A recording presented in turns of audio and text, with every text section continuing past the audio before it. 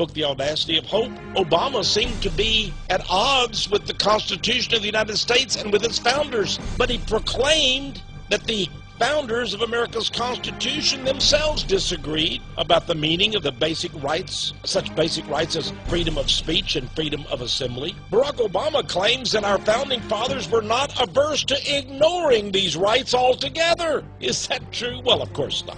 But Obama, in his book, The Audacity of Hope, says, it is unrealistic to believe that a judge, 200 years later, can somehow discern the original intent of the founders or ratifiers of the Constitution.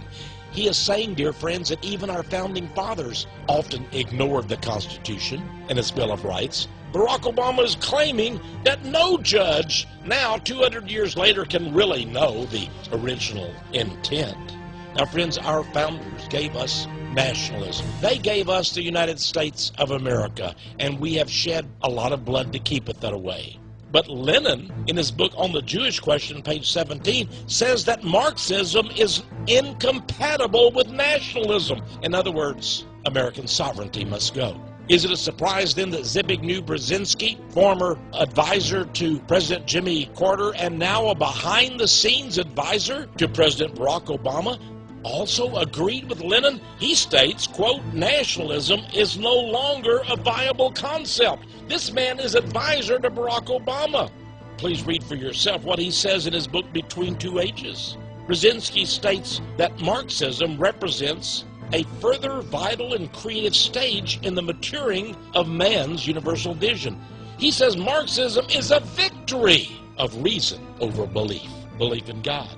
It is no wonder then that one Christian writer, Bob Treves, in his excellent publication Cherith Chronicles, warns about Barack Obama and his presidency. Obama, said Mr. Treves, is truly a dark, shadowy character from the Marxist mafia underworld. And he notes that secret societies are protecting and guiding this man to set in place totalitarian rule in America, telling Obama what to say and telling him what to do. But again, let's go to the words of Obama himself. Tell me, dear friends, do these sound like words of our founding fathers or the greatest of American presidents, or do they sound like they're words out of the mouth of a Marxist socialist? During the presidential campaign of 2008, Barack Obama had a rally in the state of Oregon. It's very interesting that he had an opening band that played music for him. The name of the band was the Decembrists. Here's a picture of them. They're dressed in Soviet garb, communist garb. Well, it seems that the Decembrist band is named after an 1825 revolt by communists over the Imperial Russian succession. It was called the Decembrist Revolt. It was an attempted early communist revolution. Now, this same band opens many of its shows by playing the Soviet Union's national anthem. And, of course, they're waving the red flag of Soviet communism. Yes, Barack Hussein Obama, some say, could be the triumph of Marxism or communism. We continue to have indications of this. Here's a news item which says that in this book, The Secret World of American Communism, it's revealed that Senator Obama of Illinois shared an office with Communist Party leader Mike Kronsky. In Investor's Business Daily, we're told that Obama has an entire axis of Marxist friends. And there's more. This article, Socialism, Marxism, Communism, and Obama, talking about his ties to various communists, including Mr. Bill Ayers, who was indicted as a communist terrorist back in the 70s. In fact, the top U.S. communist, the head of the U.S. Communist Party, during the 2008 election, encouraged his people in a column in the Daily Worker newspaper of the communist. He said, elect Obama and change the world. Socialism, communism, Zionism, Bolshevism. Ernest Elmshorst, in The World Hoax, 1938, said that Jewish domination is the goal of communism. He said socialism, communism, and Bolshevism in reality are only links in the plan of world-embracing Judaism, with its final purpose of forcing the entire world under Jewish domination. Barack Obama forcing the world to accept Jewish domination? Why, it's almost as if he would be the first Jewish president. More on that in a moment. In the American Bulletin back in 1935, Rabbi Wise was the best-known rabbi in America, a great friend of President Franklin Delano Roosevelt. He was also a friend and a fan of Marxism and communism and Joseph Stalin. Some call it Marxism, said Rabbi Wise. I call it Judaism. Alfred Nozick, a Jew, but an exposer of the Jewish plot, in his book, The Secret Forces Behind Revolution, stated, quote, socialism and the Mosaic Code are not at all in opposition. All Jewish groups have a vital interest in the victory of socialism. Eustace Mullins, a fighter against Zionism and communism, in his classic book, Mullins' New History of the Jews, said it like it is. He wrote, communism is the modern form of the Jewish collective state. Is that what America is to become? A Jewish collective state?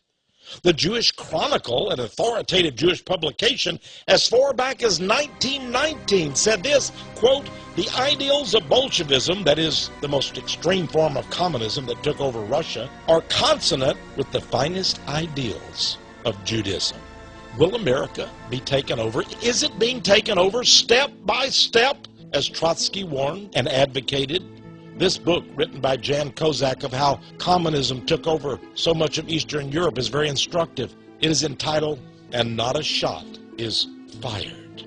Again, we turn to the Protocols of the Learned Elders of Zion, Protocol number 10. They choose for political office the Zionist Illuminati, the Rothschilds, men with dark stains in their past. That's who they want. In order that our scheme may produce this result, we shall arrange elections in favor of such presidents as have in their past some dark, undiscovered stain, some Panama or other. Then they will be trustworthy agents for the accomplishment of our plans out of fear of revelations. What dark stain exists in Obama's past? Can we find such a dark stain? Is he being required by fear of revelation to go along with this Jewish Rothschild plot for the takeover of America and the world? Let us study the history of Barack Obama from infancy and see what we can find. Here, we're told is a picture of his father, who comes from the nation in Africa of Kenya, who met his mother, Stanley Ann Dunham, and produced Barack Obama. She was evidently his third wife. He had two back in Africa. And after young Barack Hussein Obama was only 2 years old, he was abandoned by this father from Kenya.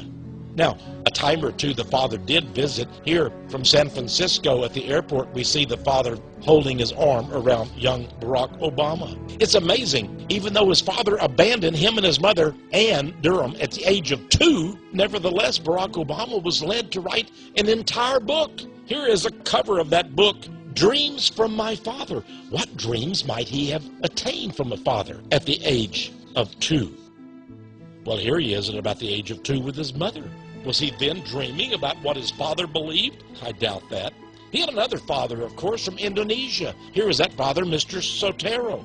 And here is young Barack with his mother and his sister living in the nation of Indonesia. By the way, camera, go up very close and look at that strange medallion around the neck of youthful Barack Obama. Here's Obama a little bit older with his auntie from Kenya. Now here's Obama's a young man again with his grandfather and his mother and his sister. Barack Obama said of his mother, Ann Durham, her real name, by the way, was Stanley Ann Durham, because her father, Barack's grandfather, was named Stanley. Then he called his daughter, too, Stanley, because he wanted a boy, but her friends called her Ann. Obama said of his mother that she was the dominant figure in his formative years. And the values that she taught him, said Obama, continue to be my touchstone when it comes to how I go about the world of politics. His mother was the dominant figure. Here is his mother as a young girl with her parents, the grandparents of Barack Obama, a very handsome pair. Ann Dunham was raised on a little island in the waters outside of Seattle, Washington. It seems that she went to a special school, a private school. The school was run by a headmaster that taught the kids communism and socialism. Her friends said that Ann Dunham despised Christianity, and she was quick to debate anyone who believed in Jesus Christ. And that's the way she was raised by her atheist communist parents. And Obama says that she was the most formative influence in his political thinking. But